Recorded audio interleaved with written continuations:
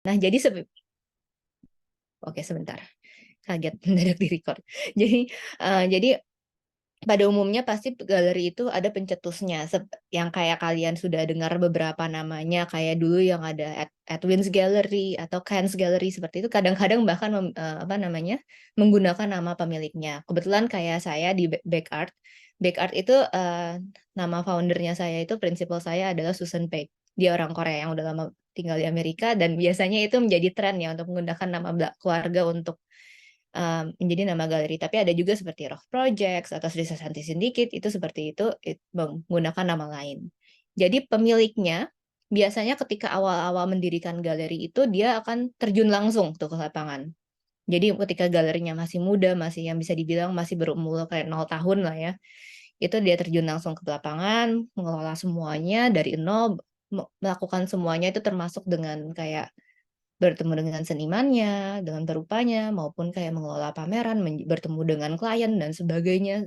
Itu biasa dia terjun langsung. Tapi ada juga ketika begaleri-galerinya sudah lumayan besar seperti White Cube, Gogation, Perotang itu mereka udah kayak cuma ketemu klien aja lah in a way seperti itu. Jadi sisanya itu kayak masalah pengelolaan pamer, operasional, habis itu kayak penjualan itu biasanya udah apa ya, diberikan langsung kepada kayak mungkin direkturnya atau manajernya atau sebagainya. Nah, jadi dari pemilik itu akan langsung ke direktur. Direkturnya biasa kalau galerinya memiliki beberapa cabang, itu direkturnya biasanya regional juga. Mungkin direktur untuk misalnya untuk kasus galeri saya itu ada direktur yang di Korea, ada direktur yang di Jakarta dan sebagainya. Lalu di bawah direktur itu ada gallery manager. Nah, gallery manager ini yang kayak overseeing, kayak melihat semuanya nih, orang-orang nih kerjanya tuh ngapain aja, ngatur-ngatur jadwal dan sebagainya. Tapi biasanya lumayan turun langsung juga gitu ya, kayak untuk operasional dan sebagainya. Di bawah manajer itu ada beberapa. Ini yang umumnya itu adalah officer yang biasanya standby selalu gitu di apa namanya di galerinya untuk kayak hal-hal pada umumnya. Finance tentu saja karena komersial ada berhubungan dengan jual beli dan bayar ini, bayar itu, bayar seniman, bayar misalnya kayak art handler dan sebagainya, dan tentu saja pengelolaan media. Media ini tidak hanya masalah sosial media, bikin publikasi dan sebagainya, tetapi juga misalnya ada galeri yang memang lumayan kuat di bagian kayak apa namanya publikasi dengan relasi dengan media-media. Jadi misalnya ntar mau sama Kompas atau sama Manual atau sebagainya. Nah, itu biasanya ada satu orang juga yang mengelola. Nah, eh, ini kenapa ada bagian yang kayak lingkaran-lingkaran gepeng warna ungu ini? Nah, kadang-kadang tuh kalau galerinya masih kecil, mereka ada beberapa posisi yang tidak in-house. Jadi yang in-house tuh yang apa ya? Intinya itu adalah yang warna hijau. Sedangkan yang kayak merekanya kayak resource kayak ke outsource gitu ya ke orang lain gitu. Jadi mereka orang-orang yang proyekkan seperti desainer. Soalnya kan program itu beberapa galeri mereka nggak rutin per bulan ada. Kayak Isa tuh salah satu yang paling rutin tuh. Dia kayak nggak hampir tiap bulan tuh kayak tutup pas itu 2 minggu kemudian buka, tutup pas itu 2 minggu kemudian buka. Jadi tuh kadang-kadang kemungkinan besar desainernya adalah in-house karena kayak kebutuhan publikasinya itu sangat intens. Sedangkan kalau untuk beberapa galeri yang kayak 1 bulan sudah pameran, tutup persiapan pameran lagi 1 bulan lagi, itu biasanya lebih ke arah kayak galerinya outsource. Lalu segitu ada IT tentu saja untuk memanage website atau misalnya ada kayak, jadi beberapa galeri itu memiliki kayak apa ya semacam kalau di luar negeri itu kayak Shopify-nya gitu ya. Jadi kayak memang ini khusus untuk ada inventory online gitu, di mana kayak misalnya ada yang nanya, untuk kalian masih ada karya si ini nggak? Kan kemarin kalian sempat bawa ke senimannya misalnya seperti itu. Nah itu tuh bisa ada di listnya online. Jadi orang-orang tuh gampang, oh yang ini harganya ini. Dan ya itu seperti kayak Private Fuse, Artenal, Artlogic sebenarnya itu ada. Nah, art handler pun itu juga salah satu yang biasanya sih idealnya tuh ada ya di tiap itu apa namanya di tiap galeri in-house ya. Tapi ada beberapa juga galeri-galeri kecil itu yang kayak ya udah deh panggil art handler ketika butuh aja, misalnya kebutuh kayak mau install atau mau diinstal atau misalnya lagi ada mau packing besar-besaran untuk kayak dikit mengirim karya, misalnya karya gede banget 3 meter atau sebagainya gitu. kan kemungkinan besar butuh tenaga lain ya.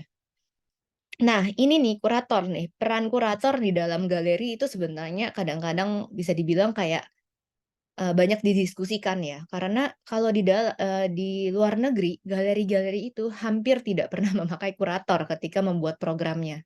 Kecuali ada kurator, misalnya si kurator A ini datang ke galeri, saya mau buat pameran, boleh nggak saya memakai tempatnya? Tapi tentu saja nanti karya-karyanya untuk dijual, itu seperti itu. Karena peran kurator mayoritas hanya untuk di institusi seperti museum sebenarnya. Jadi kayak, nah saya juga waktu itu, saya punya lumayan banyak teman di Singapura yang dari di Singapura dan mereka semua tuh tidak pernah menggunakan kurator untuk kayak, apa namanya, untuk program-program pamerannya. Jadi terus siapa yang nulis, siapa yang bikin program pamerannya? Ya manajernya, ya officer-nya. Jadi selalu bahkan mungkin direktur atau pemiliknya itu yang bikin program, yang menulis dan membuat programnya, seperti itu. Jadi bisa dibilang lumayan independen. Bahkan kayak manajer dan officer-nya itu harus bisa untuk melakukan kayak praktik-praktik art handling juga. Jadi mereka harus tahu cara nginstall, cara ngedempul, seperti semacamnya, bahkan cara bikin crate dan sebagainya gitu tuh udah harus tahu itu sebenarnya. Tapi itu salah satu alasannya juga karena, apa namanya ya, tenaga kasar ya, kalau bisa dibilang tenaga kasar di luar negeri itu jasanya lebih mahal daripada kalau kita di Indonesia. Kalau di Indonesia mungkin lebih dimanjakan dengan jasa-jasa yang lebih terjangkau ya. Tapi kalau di luar negeri mereka lebih mahal, makanya kayak ya udah kita semuanya harus bisa sendiri. Kayak install pameran, nurunin karya, masang karya itu semuanya harus bisa sendiri. Begitu juga dengan kurator, harus bisa sendiri kadang-kadang. Tapi di Indonesia itu saya lihat, makanya waktu pulang ke Indonesia agak culture shock juga. Banyak sekali, hampir setiap galeri ketika mau pameran pasti menggunakan kurator gitu. Nah itu, sebenarnya bukan praktik yang salah juga, kenapa enggak sebenarnya kalau memang itu kan juga memberikan apa namanya, peran ke kurator ya kalau di Indonesia. Nah, tapi, again itu seperti yang saya bilang di awal, praktik galeri itu lumayan berbeda-beda, baik untuk tiap galeri maupun di tiap negara ya, bahkan. Nah, setelah ini akan memberikan beberapa contoh galeri-galeri, bisa dilihat tuh sebagaimana kayak galeri itu sebenarnya memiliki profilnya masing-masing, kayak, oh galeri ini tuh sukanya bawanya pop art, misalnya. Kayak, oh kalau galeri ini tuh kayak sukanya bawanya kayak lebih ke arah yang konseptual, yang banyaknya performance atau sebagainya, itu kadang-kadang kalau kita bener-bener browsing itu, profil-profilnya tuh bisa kelihatan. Bentar. Nah, ini contohnya ini Your Workshop Singapura. Ini bisa dilihat kayak orang-orangnya ini bahkan ini karyanya Mbak Citra Sasmita waktu itu di Your Workshop. Dan dia fokusnya kayak contemporary artist di Southeast Asian, jadi di Asia Tenggara. Ini Yavuz Gallery, mungkin beberapa bisa ada yang kenal juga nama-namanya di sini, termasuk ada Mas Agus Wage dan sebagainya. Ini Gajah Gallery, mungkin kenal juga karena Gajah itu salah satu galeri internasional salah satu galeri internasional pertama yang masuk ke Indonesia dan memiliki galeri di Indonesia juga di Yogyakarta. Ini ada yang almarhum kayak Asyik Berkertan juga di situ. Nah, ini Nova Contemporary. Nova Contemporary termasuk salah satu galeri yang lumayan terkenal untuk banyaknya kayak performance artisnya dan video work ya gitu. Nah, ini ada Atelier Aki dari Singapura. Dari sini bisa terlihat apa namanya seniman-seniman yang di-present itu lebih ke arah yang lebih cerah ya, apa namanya cerah dan lebih pop dan sebagainya. Ini dari White Cube, dia lebih minimalis dan lebih apa namanya konseptual. Dan ini dari Sri Sasanti, mungkin ini nggak ada gambarnya, kayak di websitenya tuh kayak harus di go through gitu, kayak baru kelihatan gambarnya. Nah, jadi di sini bisa dilihat juga tadi ini seperti di Sri Sasanti ada represented artist, ada exhibited artist. Represented artinya memang seniman-seniman itu perupa-perupa itu di bawah apa bisa dibilang ya? Di bawah manajemen galerinya. Exhibited artist adalah seniman-seniman yang memang pernah berpameran dengan mereka tapi belum tentu di-manage oleh mereka, belum tentu dikelola oleh mereka. Seperti ini, kayak ada artis representatif, tapi di sini bisa di-list kayak ini Associates Bandung, Bu Aan. Bisa dilihat juga beberapa seniman-seniman itu juga apa namanya pernah berpameran dengan mereka dan lumayan banyak ya jumlahnya. Nah, dan galeri-galeri itu lumayan berbeda-beda ya, approach untuk bahkan ruangannya, space-nya tuh kayak gimana tuh berbeda-beda. Ada yang bener-bener kayak white cube yang dindingnya semua putih dan sebagainya, yang kayak, ya udah kayak blank canvas aja, kayak kertas putih terus kita mau apa-apain jadi lebih, apa namanya, lebih versatile lah kalau bisa dibilang, jadi lebih fleksibel nih kalau mau diapa-apain. Yang ini umumnya itu seperti ini, dindingnya warna putih, lantainya warna abu. Bahkan kadang-kadang tidak ada jendela. Ini kebetulan ini Otta Fine Arts yang di Singapura, itu ada jendelanya karena dia di kompleks Gillman Barracks itu memang karena barak-barak yang bekas kayak militer ya. Nah, ini kurang lebih kayak begini salah satu contohnya, bahkan dan ini lebih unik sedikit karena dia di bagian atasnya ini memang ada apa, roof-nya itu, atapnya itu terlihat ya dari dalam. Dan biasanya tuh galeri juga ada biasanya ada section-section itu di mana, oh yang ini bagian yang bisa banget nih buat lukisan, dan ada juga bagian-bagian yang kayak ruang gelapnya biasa untuk menampilkan media ya, karya-karya media. Ini nih kalau kalian lihat yang apa sih, dinding ini nih, ini tuh bisa digerakin. Jadi kalau emang kayak bisa di apa sih, kayak pintu rolling door gitu, jadi bisa dibuka, bisa ditutup gitu. Nah, ini Raw Projects mungkin teman-teman udah banyak yang pernah ke sini. Ini juga menarik juga karena ruangan, galerinya adalah kan rumah lama ya bisa dibilang. Rumah lama yang dibangun dengan, nuansa yang industrial gitu.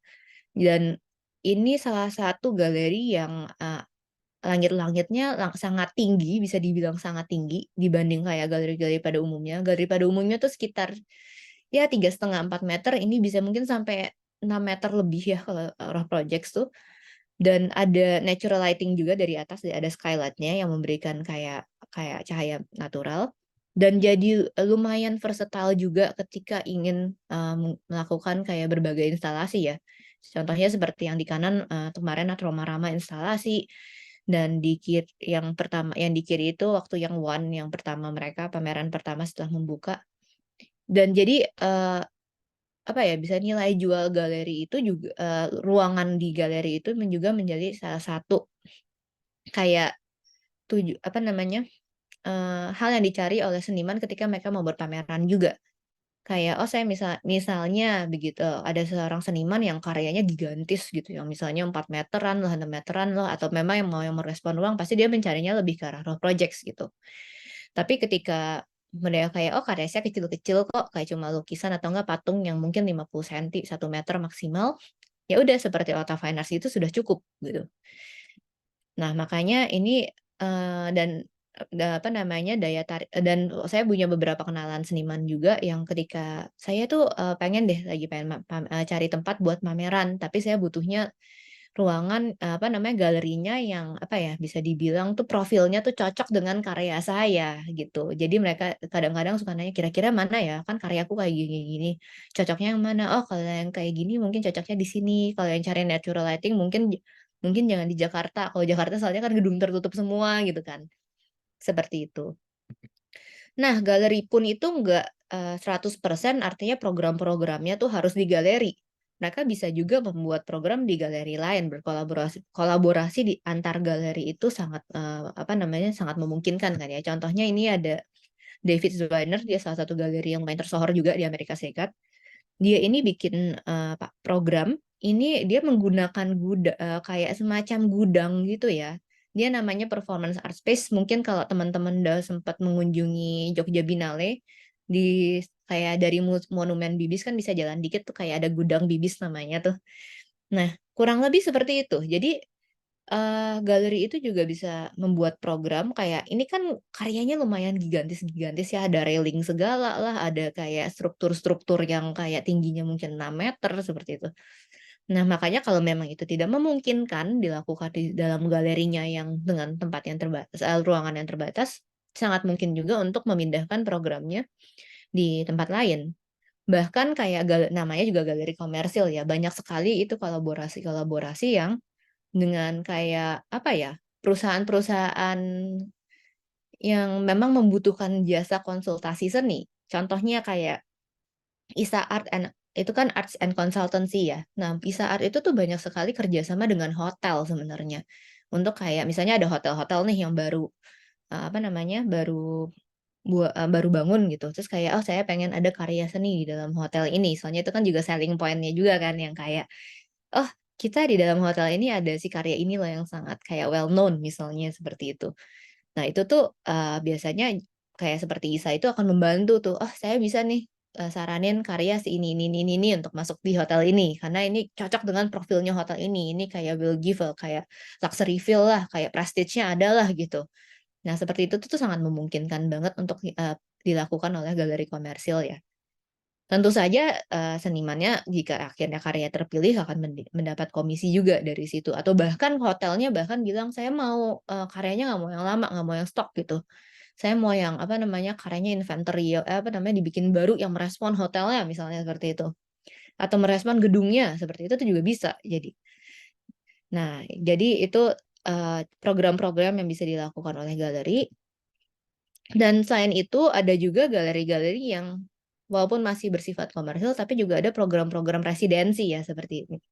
Nah, seperti contohnya ini Rumah Kijang Mizuma oleh Mizuma Gallery, dia ada cabangnya di Tokyo dan Singapura, tapi Rumah Kijang ini adanya di Yogyakarta. Nah, ini kalau mungkin kalian sempat kenal ya sama direkturnya itu, direkturnya Mizuma Gallery yang di Singapura kan Freddy ya. Freddy tuh memang dulunya dia kuliah di ISI dan dia banyak banget koneksi di, apa namanya, di Yogyakarta, dan dia mikir kayak dan dia juga banyak banget memamerkan kayak karya-karya seniman Yogyakarta untuk di Singapura maupun di Tokyo gitu. Terus dia mikir kayak, "Kenapa kita nggak bikin kayak ruang juga?" Ruang juga. Gitu. Kaget. Ruang ruang untuk kayak teman-teman, kayak seniman ini supaya bisa ada, apa ya, bisanya berkarya. Karena seperti yang kita tahu di Indonesia itu, terutama di Jakarta ya, kayak ruangan itu untuk mencari studio itu selain susah, mahal gitu kan. Karena kita udah padat banget area kita. Makanya waktu itu dibuatlah Rumah Kijang Mizuma, Gemes, Cok. Udah kelas? eee, Pameran? Oh iya. untuk, apa namanya, memberikan ruang untuk teman-teman senimannya berkarya dan akhirnya bisa dijadikan untuk pameran juga. Nah ini adalah salah satu, program dan dari, galeri saya, Back Art Residency, dan ini, sudah pernah melibatkan Mas Alin, Aliansyah Caniago, dengan ada juga di Davidson College ini ada Mbak Restu Ratnaning Tias, Mbak Mela Yarsma, dan Mbak Tintin Wulia.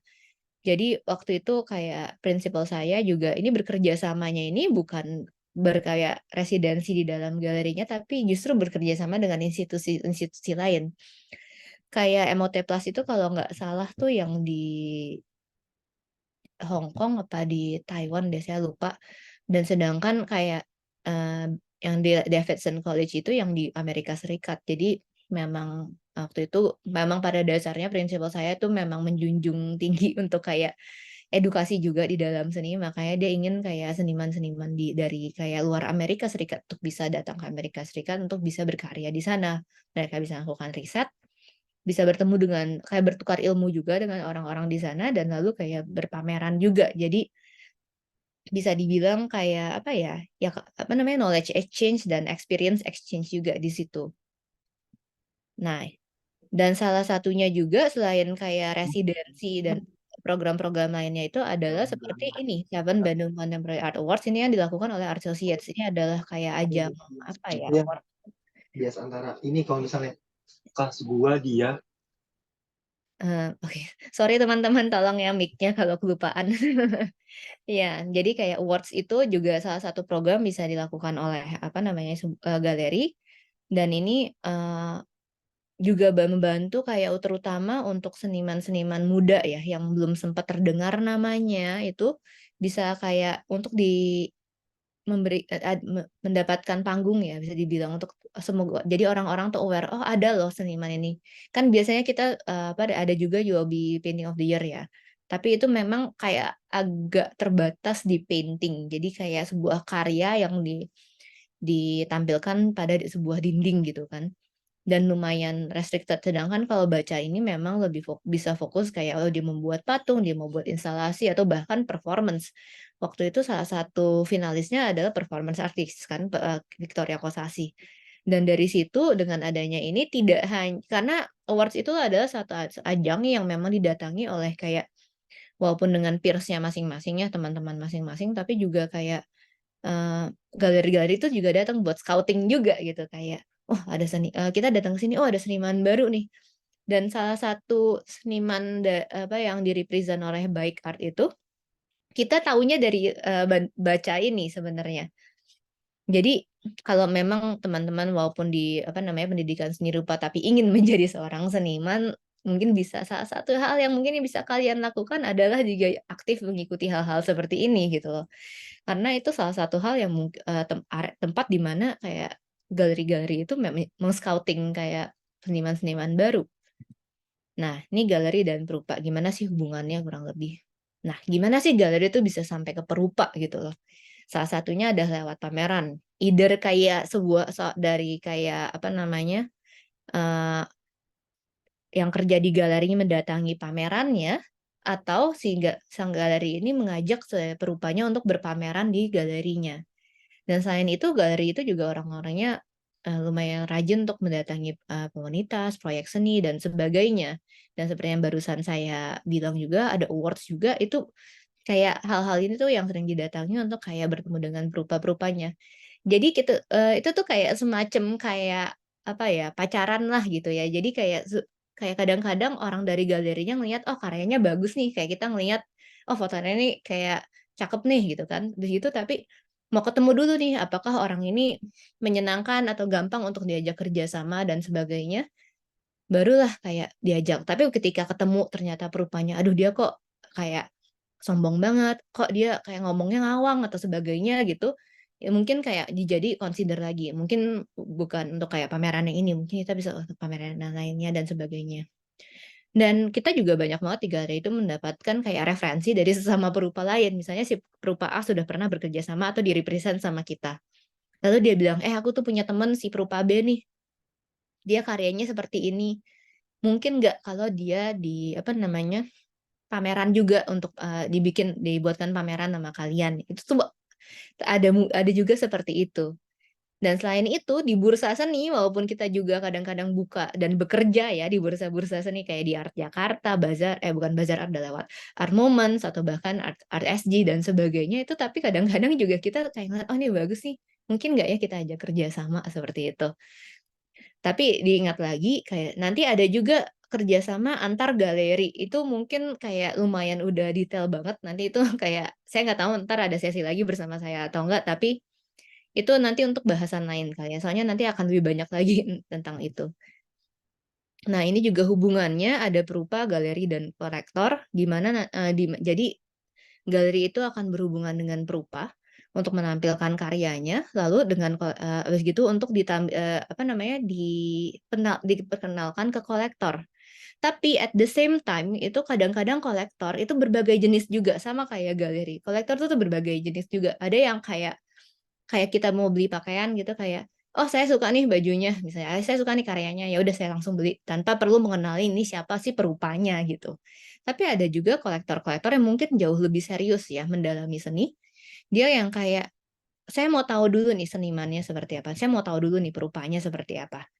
Nah, kayak kadang-kadang mereka harus baca, mungkin kalau perupa senior sudah mengeluarkan buku dan sebagainya, "Oh, saya mau baca dulu bukunya, baru saya mau beli." Jadi ada juga kenapa saya membuat garis titik-titik itu, karena sebenarnya kolektor tuh ada juga keinginan untuk mengenal mengenal perupa. Jadi misalnya, ini kejadian yang baru saja saya lakukan untuk, pameran saya. Jadi saya akan untuk tahun depan saya ada perupa yang sangat konseptual. Dan ketika dijelaskan karyanya tuh kadang-kadang kolektornya saking konseptualnya, kolektor tuh nggak mudeng gitu kan. Akhirnya saya bilang, kayak gimana kalau kita bikin sebuah kayak makan siang bersama perupanya, agar kolektornya bisa ngobrol langsung sama perupanya. Itu kadang-kadang juga jadi tugasnya galeri untuk melakukan itu. Jadi si kolektornya mau nanya 1001 pertanyaan ke perupanya tuh biar perupanya yang jawab, dan itu berhasil sebenarnya dan mereka menjadi tertarik. Dan tertariknya itu belum tentu mereka tertarik untuk membeli, tapi tertarik untuk kayak mengenal langsung perupanya. Jadi kita kayak agen jodohnya gitulah kurang lebih. Nah, ini ada 2 tipe, kayak perupanya itu, ada perupa yang kita undang untuk berpameran ke dalam galeri dan ada juga di galeri maupun ada perupa yang sudah di-represent gitu. Jadi untuk yang undangan itu perjanjian kerjasamanya itu dengan jangka waktu tertentu. Jadi selama pameran biasanya. Biasa pameran di sebuah galeri itu kurang lebih 1 bulan. Dan si perupa ini bebas atau mandiri dalam mengambil keputusan apapun, kayak dia mau kayak gimana terserahlah gitu. Dan permintaan kerjasama itu bisa langsung atau tanpa perantara. Nah, ini ada special case misalnya perupa undangan ini adalah apa namanya? Direpresent oleh galeri lain, nanti kita kerjasamanya bukan dengan perupanya tapi dengan galerinya jadinya. Nanti itu pembagian hasilnya akan berdampak di situ juga. Nah, kalau kita sudah merepresent perupanya, jadi kayak kita mengelola perupanya, perjanjiannya menjadi eksklusif dengan jangka waktu yang lumayan panjang, misalnya umumnya 3 sampai 5 tahun. Ada juga galeri yang maunya lebih panjang lagi, saya mau langsung 10 tahun gitu tuh ada juga. Tapi ya itu tergantung dengan negosiasi dengan perupa ya, kalau untuk representasi ini. Ini galeri akan mengelola dan kadang-kadang memberikan dukungan juga. Jadi misalnya perupanya nanti apa namanya mau pameran, jadi kita sudah memberikan jadwal ke berupa, "Oke, selama kamu di dalam naungan kami, di-represent sama kami akan pastikan kamu akan pameran misalnya ya, pameran, tunggal 1 kali, pameran grup 2 kali, dan selalu ikut bursa seni ketika kita ikut bursa seninya. Jadi ikut art fair-nya pasti kamu kita tampilin karyanya." Misalnya perjanjiannya seperti itu. Dan memberi dukungan ini kadang-kadang tidak sebatas kayak, "Oh, ntar kita bantu untuk produksi karya," itu nggak sebatas itu juga, tapi misalnya kayak si perupanya ini mendapatkan undangan kayak, "Oh, kamu," apa namanya, diundang untuk pameran di luar negeri, itu dibantu misalnya pembuatan visanya, kan kayak perupa kan kagak kerja, dalam tidak bukan nggak kerja ya, bilangnya kayak tidak di bawah naungan perusahaan. Jadi kalau bikin visa tuh kadang-kadang agak ribet gitu, soalnya kita sudah melakukan ini, jadi kita bilang aja, "Oh, perupa ini karyawan di sini kok," gitu. Jadi buat visa tuh lebih gampang, seperti itu kurang lebih. Jadi permintaan kerjasama juga harus melalui galeri dan dukungan-dukungan ini juga kadang-kadang kalau ada kayak awards-awards gitu pun juga yang lebih beranah internasional, kadang-kadang kita juga bisa nominate perupanya kayak, "Oh, ini saya mau nominate kamu untuk kayak," apa namanya, awards ini, itu bisa melalui galeri juga kadang-kadang. Nah, proses penyelenggaraan pameran, jadi untuk pra-pameran itu diskusi internal, perumusan, dan penetapan jadwal, tema, perupa, dan kadang-kadang kurator pameran itu yang paling awal, internal terlebih dahulu. Setelah semuanya rampung, kayak kita mau pameran kapan sampai kapan, wah masih harus lihat juga nih, apalagi kayak tahun depan kan mau ada pemilu, kapan kita harus menghindari jadwal pemilu itu, misalnya seperti itu. Nah, itu juga perlu. Temanya apa? Karena kita nggak sembarang milih, apa namanya, nggak bisa sembarang milih perupa kan. Pasti tema berhubungan dengan perupa atau perupanya harus berhubungan dengan temanya dan sebaliknya. Setelah itu udah set, baru koordinasi dengan perupa yang terlibat. Jenisnya apa, jenis karyanya apa, lukisan, patung, atau enggak apa, instalasi atau bahkan media, kebutuhan teknisnya apa-apa aja, jumlah karyanya berapa yang mau ditampilin karena dia harus seimbang. Misalnya kita ada grup show 5 orang. Nah, nggak mungkin kayak satu kasih 2, yang satu kasih 5 karya, yang satu kasih 10 karya, itu nggak mungkin. Jadi nggak boleh yang satu tuh yang jadi kayak overpower yang lainnya, itu kita juga harus bisa ngatur di bagian situ. Dan tenggat waktunya kapan seandainya mereka mau bikin karya baru atau pengirimannya bagaimana, karena kayak untuk galeri-galeri yang internasional seperti Back Art gitu, waduh custom tuh musuh utama kami.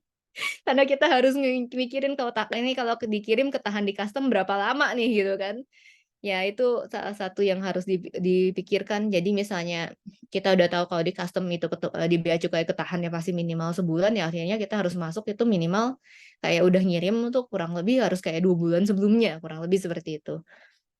Habis gitu kayak informasi yang dibutuhkan kayak artist statement, artist biografi, dan sebagainya, habis itu perjanjian kerjasama dan sebagainya. Nah, gitu barulah kita siapin aset publikasinya dan pemasaran seperti undangan, aset media, rilisan pers, katalog karya, dan sebagainya. Dan ini kadang-kadang kita juga melakukan pre-sale. Jadi kita menjual sebelum kita membuka pamerannya. Ini adalah praktik yang sangat umum dilakukan oleh galeri-galeri.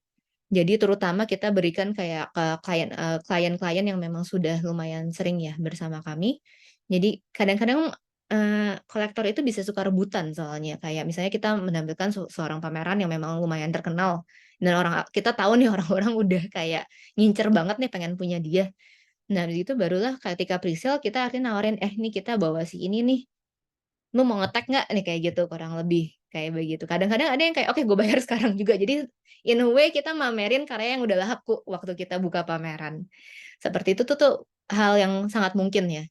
Nah, habis itu saat pamerannya, pembukaan pameran biasa kita buka ada dua hari, bukan 2 hari ya, sorry. Ada yang pembukaan VIP, jadi khusus undangan saja, dan yang pembukaan untuk umum. Habis itu operasional kesehariannya, kapan biasanya galeri itu tutup hari Senin, dan kalau kami Senin dan Minggu. Jika ada program pendamping seperti sesi bicara atau lokal karya dengan program yang terlibat, itu juga dilakukan di dalam durasi pameran. Lalu di saat yang sama, kita melakukan perencanaan pameran selanjutnya.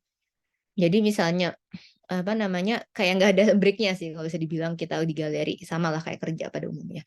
Nah, lalu setelah pasca pameran, pengiriman karya ke klien dan kayak, oh nih di dalam pameran kadang-kadang kita invoicing juga tuh, bikin invoice nagih-nagih kayak gitu.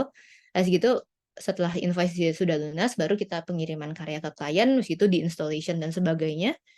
Habis itu laporan penjualan kepada perupa ini sangat penting karena kita harus lapor mana yang sudah terjual, mana yang tidak terjual, dan kalau jadi kita akan memberikan laporan untuk membayarkan hasil apa namanya, bagi bagi hasilnya kepada perupanya. Dan kalau memang kayak dalam perjanjiannya karya hanya ditampilkan selama pameran, maka karya yang tidak terjual akan dikembalikan pameran. Lalu persiapan pameran selanjutnya. Jadi kayak back to back banget lah in a way. Nah, proses bisnisnya ini cepat aja. Jadi kita ada 4 cara dalam penjualan karya, pameran, melalui pameran, dan kadang-kadang ada juga kayak inquiry-inquiry, permintaan-permintaan yang di luar program yang sudah kita lakukan. Jadi melalui inventaris, jadi misalnya kita lagi dalam periode menyusun pameran, tiba-tiba ada yang nanya, masih ada nggak karya yang ini nih? Mungkin yang sebenarnya kita pamerannya tuh udah 2 pameran yang lalu gitu. Kalau masih ada, kita itu namanya penjualan dari inventaris. Ada kolaborasi, jadi commission ya, lebih ke arah commission. Jadi misalnya ada orang kayak bilang, "Oh saya suka banget seniman ini, tapi karyanya terlalu besar, bisa nggak yang buatnya misalnya lebih ke arah kecil?" Itu bisa juga dilakukan kalau senimannya tentu saja berkenan ya. Jadi itu mungkin, lalu selain itu adalah bursa seni art fair yang seperti kalian lihat. Bentar cek waktu. Waduh bentar ya, harus lebih ngebut. Jadi perlu diketahui juga bahwa galeri komersil itu bukanlah balai lelang, itu berbeda sama sekali. Karena kalau galeri komersial itu, bagi hasilnya akan langsung kita kembalikan ke perupa. Sedangkan kalau balai lelang begitu ada penjualan, itu tidak ada satu peser pun yang masuk ke perupa. Karena di balai lelang itu kadang-kadang mayoritas tuh adalah karya-karya yang sudah tidak, dalam tanda kutip, sudah tidak diinginkan oleh kayak pemiliknya. Jadi kolektor-kolektor yang kayak, aduh aku udah nggak ada feeling nih sama karya ini nih, biasa ditaruhlah di balai lelang gitu. Atau kadang-kadang kita juga mereka bahkan taruh ke galeri komersil untuk dibantu jual tuh ada juga ya kayak kasus-kasus seperti itu. Ini contoh dokumen, saya akan kayak apa namanya, go through aja. Ini perjanjian kurang lebih seperti ini. Jadi ada durasinya kapan, kayak ini nama senimannya nanti di sini, ini kayak detail karyanya berapa, harganya berapa, dengan total berapa. Jadi ini adalah harga yang sudah disetujui. Ini juga kasusnya berbeda-beda sedikit dengan beberapa seniman. Kadang-kadang dia bilang misalnya saya mau harganya adalah 10 juta. Bisa artinya kayak 10 juta itu kita bagi hasil 50-50, jadi 5 juta ke seniman, 5 juta ke galeri, tapi ada juga pokoknya saya mau dapat 10 juta dari karya saya. Jadi artinya galeri memiliki kebebasan untuk kayak menaruh harganya berapa, misalnya jadi 20 juta ataupun 30 juta, tapi kita akan tetap membayar seniman itu 10 juta, seperti itu. Itu ada praktiknya berbeda-beda sesuai dengan perjanjian dengan senimannya. Ini surat perjanjian kerjasama yang untuk representation, open management. Jadi kurang lebih seperti ini pasal-pasalnya, ada bentuk kerjasamanya, deskripsi pekerjaan, dan jangka waktu, programnya apa saja, seperti yang tadi bilang, ada berapa banyak pameran tunggal, berapa banyak pameran bersama, dan sebagainya. Dan hak cipta ini juga sangat penting, dan penyelesaian sengketa, dan sebagainya. Katalog pameran, ini beberapa contoh saja, jadi seperti ini, kurang lebih ada kayak sampulnya, covernya, mengenai senimannya, ini kayak karyanya apa, dan enquiry-nya seperti apa. Ini biasanya ada kuratornya sebagai ini di apa namanya, di kredit di sini. Ini ada juga katalog yang seperti ini dari kami, ini jadi ada CV-nya juga diberikan di sini, ini tentang karyanya siapa dan sebagainya. Ada juga yang seperti ini. Nah, ini coba beberapa contoh aja. Oke, mari kita masuk ke sesi tanya jawab. Sudah seperti itu aja, maaf kelamaan ngomongnya. Saya stop share dulu. Ada pertanyaan dari, teman-teman sekalian?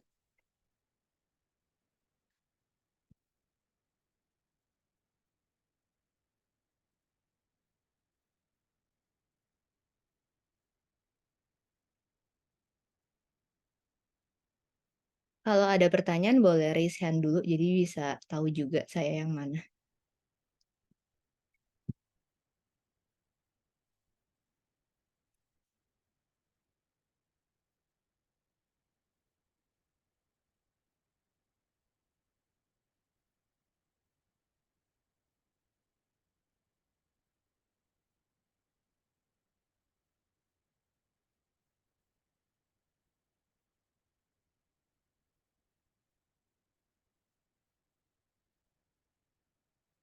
Belum ada. Bagaimana Bu Nana, apakah ada Ibu Nana yang mau memancing pertanyaan untuk, murid-murid Ibu? Oke, untuk Abdul Qolik silakan kalau mau diketik atau mau menyalakan mic-nya langsung?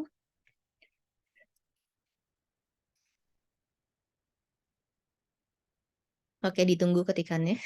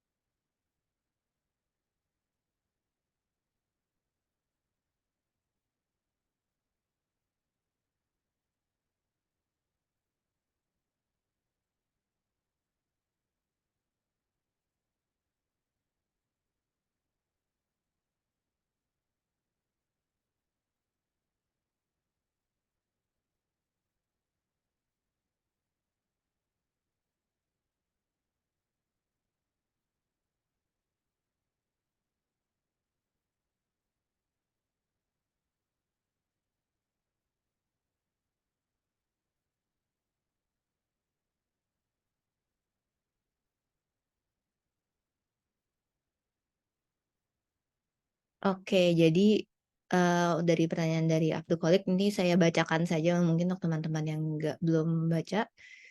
Jadi kayak kamu mempunyai banyak karya tapi belum tahu mau diapakan. Sedangkan jadi langkah apa jika ingin bekerja sama dengan galeri? Nah, eee, ini saran saya ya, karena saya juga sering mendapatkan pertanyaan seperti ini. Ini bahkan dari teman terdekat saya, dia juga berkarya tapi dia bingung kayak, "Ini saya mau bekerja sama dengan galeri gimana?" Jujur, jangan untuk kayak galeri itu akan mengambil, apa namanya, juga akan melihat kayak rekam jejak kamu tuh seperti apa. Kalau sebelumnya kamu belum pernah kayak mengikuti pameran atau kamu sebelumnya belum pernah mengikuti program seni apapun ya, in a way ya, untuk menampilkan karya-karya kamu, itu mungkin mereka agak enggan. Soalnya mereka kan juga ada, apa ya, galeri itu apalagi galeri komersil, mereka memiliki kebutuhan untuk memasarkan karya kamu dan kolektor-kolektor itu kadang-kadang mereka juga yang kayak, "Ini siapa nih?" Gitu, kita belum pernah kenal. Kadang-kadang ada kolektor yang kayak mencari karya tuh yang kayak mau udah pameran berapa kali. Jadi menurut saya jika kamu memiliki karya seni dan ingin berpameran, lebih baik cobalah pameran-pameran di komunitas terlebih dahulu. Kalau saya nggak salah UNJ juga beberapa kali juga ada program pameran bersama juga kan. Kayak pameran-pameran apa namanya, pameran-pameran dari kampus itu pun juga akan kadang-kadang didatangi loh oleh galeri-galeri gitu loh, kayak asalkan diundang galeri-galerinya. Jadi emang sengaja aja kayak, oh nih, ada galeri, apa namanya, membuat pameran kampus, tapi diundang kayak, apa namanya, orang-orang dari galerinya. Jadi jangan saran saya kalau rekam jejak kamu masih agak pendek atau bahkan belum ada, jangan langsung mencari galeri, karena galeri itu kalau dibilang tuh kadang-kadang bisa agak sombong, seperti itu. Jadi menurut saya coba untuk pameran, sering-sering aktif dulu apa namanya, pameran di apa namanya, dengan komunitas maupun dengan tempat kuliah. Kemarin ini saya datang, dengan pameran UNJ yang di TIM itu bukan di TIM, sorry, TMII itu saya datang juga, karena juga kenal beberapa teman di sana. Jadi kalau bisa coba dari situ dulu menurut saya. Dari situ baru kamu membangun rekam jejak kamu, juga nanti di saat yang sama kamu juga mengasah juga kira-kira orang melihat karya kamu seperti apa, dapat feedback juga, di situ kamu juga akan mengembangkan karya kamu nantinya seperti apa. Bahkan nggak ada salahnya misalnya kamu mau coba ikut kayak Bandung Contemporary Arts Award dulu, atau kayak iseng-iseng coba kayak masuk ke Yobi Painting of the Year, itu nggak ada salahnya loh menurut saya ya. Karena Yobi gitu-gitu dia publikasinya lumayan bagus gitu, tanpa memandang rekam jejak maupun apapun. Jadi untuk Abdul Khalik kurang lebih, jawabannya seperti itu. Ini ada pertanyaan kedua untuk Gita Zakia, apakah seorang seniman dan gali yang berhasil menjual karya akan dikenakan pajak? Bila iya berapa persen? Nah, kalau pajak itu untuk pesenimannya itu adalah pajak penghasilan ya, pajak penghasilan. Jadi kayak kita ngelapor pajak tiap hari, tiap tahun aja. Jadi, berapa persennya itu berapa persen ya kalau pajak penghasilan? Kalau PPh 21 kan itu kayak 2,5% ya, tapi kalau dari galeri tidak akan mengenakan pajak ke senimannya. Tapi kalau galeri galeri sendiri itu, apa namanya, tetap akan melaporkan pajak untuk hasil penjualan karya, itu kayak kita pada umumnya kayak sebuah perusahaan menjual barang ya gitu, itu kita akan melaporkan pajaknya. Yang ini kita rahasia pabrik ya, jadi kayak mungkin belum bisa saya sampaikan, tapi untuk senimannya sendiri akan dikenakan PPh pada umumnya 2,5% ketika pelaporan pajak. Kurang lebih seperti itu. Ini udah tinggal 7 menit lagi, mungkin ada pertanyaan lain dari teman-teman?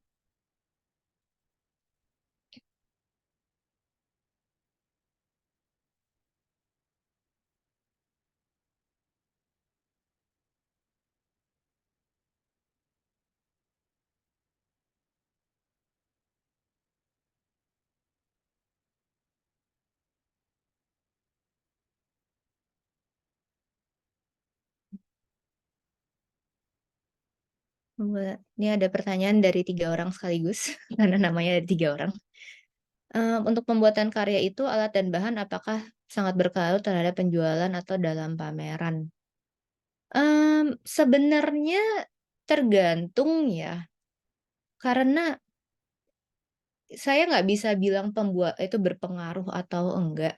Jadi tergantung kolektornya. Jadi kita tuh ada banget kolektor yang hanya ingin membeli karya lukis atau karya gambar ya. Yang pokoknya karya yang ditempel di dinding lah, kurang lebih kayak begitu. Tapi ada juga kolektor tuh dan yang maunya tuh yang kayak yang besar-besar banget. Kayak misalnya karya yang kayak kalau lukisnya tuh minimal 2 meter atau karya karya patung yang minimal 3 meter tuh ada juga gitu loh. Kayak kita juga kan, di salah satu seniman yang kita represent itu menggunakan, material mix media yang dari seng-seng yang sudah seng-seng bekas gitu loh, yang sudah dibuang oleh orang-orang dan kayu-kayuan gitu. Itu tuh banyak juga yang tertarik dengan karyanya dia sih, walaupun kita juga mikir kayak, "Ini mereka majangnya gimana ya?" Itu pertanyaan dalam hati kayak seorang galeris gitu ya, kayak tapi mereka sangat tertarik gitu. Jadi jangan pernah membatasi apa namanya, material atau alat apa yang ingin kalian gunakan untuk berkarya. Berkreatifat eee, Berkreasilah sekreativitas mungkin menurut saya, karena itu bukan halangan untuk orang-orang kayak untuk membeli karya kalian. Karena ada juga kolektor yang tuh membelinya tuh yang teknologi semua, yang media semua, yang video-video ataupun yang kayak pokoknya menggunakan listrik dan sebagainya itu ada juga gitu loh. Jadi itu bukan batasan ya untuk berkarya dan apakah berpengaruh terhadap penjualan itu tidak mungkin berpengaruh tapi pasti ada pasarnya menurut saya. Tapi ingat, ya ini yang harus dipikirkan. Ketika kamu ingin menjual karya kamu, kamu harus pikirkan bagaimana nanti orang itu yang membeli karya kamu, itu maintain-nya gimana, memeliharanya gimana. Soalnya kayak kita kan di negara tropis ya, iklimnya tuh kayak kayak dingin panas kayak lagi sekarang tuh lagi kayak lembab banget gara-gara hujan panas kan. Nah itu tuh untuk karya-karya seperti kertas, itu tuh berbahaya banget sebenarnya. Bisa jamuran, bisa tiba-tiba dan terutama untuk kayak mungkin kayak kolektor yang rumahnya deket banyak rimbun pohon-pohon dan rimbun tuh banyak sekali kayak binatang-binatang. Itu tuh jadi kayak orang tuh nanya, "Ini nih, kalau taruh di rumah kira-kira dia bakal jamuran nggak ya?" Kayak kayu pun juga ditanya, "Ini kira-kira bakal jamuran nggak ya?" Misalnya, "Oh tenang ini udah di-varnish kok, jadi kayak ini maintain-nya gampang." Kalau nggak, "Oh ini kita kasih kayak figura kaca dan sebagainya." Itu, apa namanya, itu juga sudah salah satu yang membantu. Tapi ada juga kita pernah memamerkan satu karya yang memang dari kertas, itu pertanyaan pertama yang ditanya, "Ini maintain-nya gimana ya?" Gitu. Nah jadi kalau kalian ingin berkarya dengan tujuan utama menjual karya kalian, pikirkan ketika orang memiliki karya kalian maintain-nya gimana. Seandainya ya amit-amit lah terjadi sesuatu, itu pasti seniman akan diminta untuk kayak dalam tanda kutip memperbaiki karyanya. Nah, itu kalian memperbaikinya tuh seperti apa? Ini juga salah satu hal yang akan di-consider sama galeri soalnya. Nanti ini pasti kita ditanya, nih misalnya kita dikasih karya kertas yang misalnya bukan drawing atau apa gitu ya, misalnya kayak dari paper pulp atau sebagainya, kayak, "Ini nanti maintain-nya gimana nih?" Kayak kita harus, bicaranya gimana nih nanti kalau ada orang mau beli karya kamu, gitu. Jadi itu jawabannya, maaf ya panjang. Oke, mungkin satu pertanyaan terakhir ya sebelum maghrib nih, kalau ada.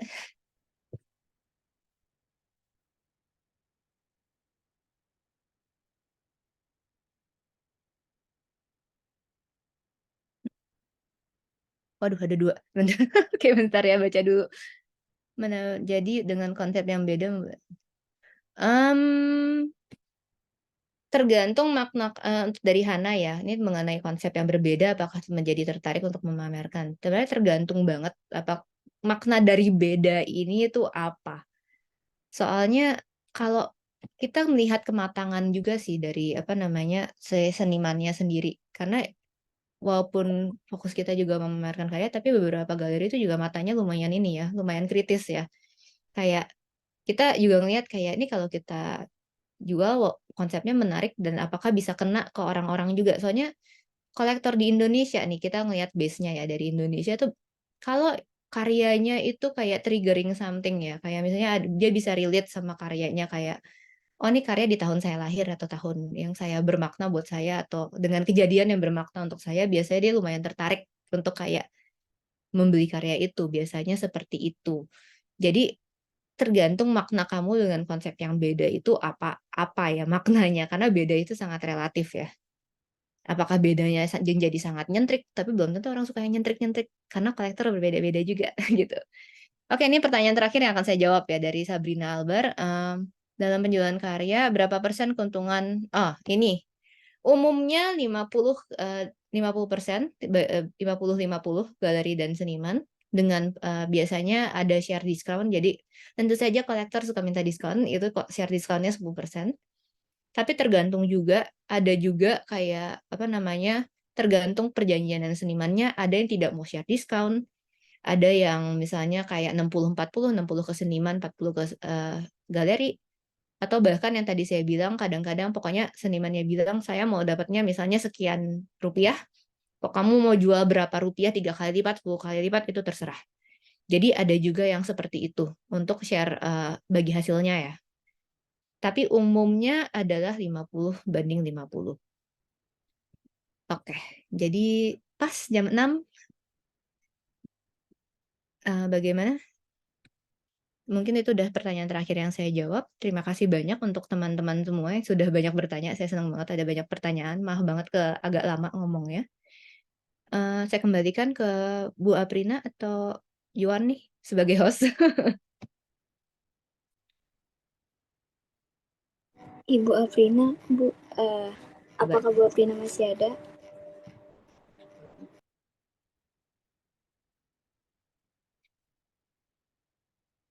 saya coba colek Bu Aprina ya.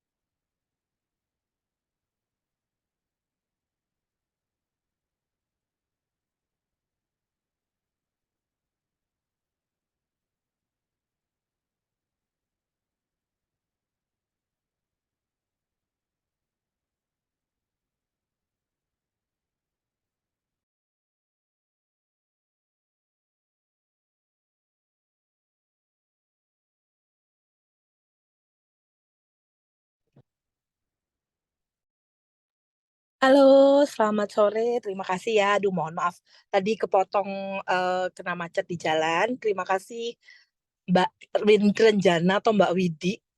Ini mohon maaf saya nggak pakai kamera ya, Mbak, dalam perjalanan. Terima kasih udah berbagi waktunya untuk teman-teman di UEJ. Tadi moga-moga yang nanya cukup banyak dan semoga pertanyaannya sudah terjawab.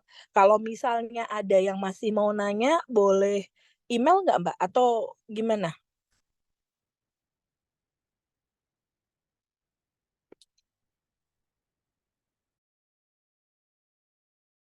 Kak, maaf masih di mute. Oh, Halo? maaf, lupa Ya, ya. di mute, udah di mute. Sebenarnya kalau bisa dikumpulkan dulu pertanyaannya, jadi biar nggak terima emailnya tuh banyak sekaligus. Jadi bisa Ya, dikumpulkan pertanyaannya, nanti saya bisa jawab sekaligus dalam satu email begitu. Nanti mungkin PIC-nya bisa Bu Nana yang tentukan ya. Misalnya Iwan atau Bu Nana yang email saya. boleh. Nanti kami ada PJ Bu atau koordinator kelas. Jadi mungkin nanti PJ manajemen dan PJ pameran bisa mengumpulkan pertanyaan-pertanyaan yang mungkin hari ini belum terjawab karena waktu kita terbatas. Baik, terima kasih Mbak Renjana atas waktunya sekali lagi. Terima kasih juga untuk mahasiswa dan mahasiswi yang sudah bertanya dan stay sampai malam ini. Sekarang sudah lewat ya maghribnya, kita tutup sampai di sini. Salam untuk semua dan mungkin sampai jumpa di kesempatan lainnya untuk bertemu dengan para profesional yang akan saya feature di kuliah pameran maupun manajemen seni. Terima kasih Bu Renjana atau Mbak Renjana atau Mbak Widi doh. Saya Banyak yang manggilnya biasanya beda nih soalnya. tidak perlu diberitahukan yang itu. Oh ya, baik. Oke, Oke. baik. Terima Oke, terima kasih. kasih banyak ya semuanya. Selamat sore dan selamat maghrib. Terima Selamat kasih, Kak. maghrib, selamat istirahat.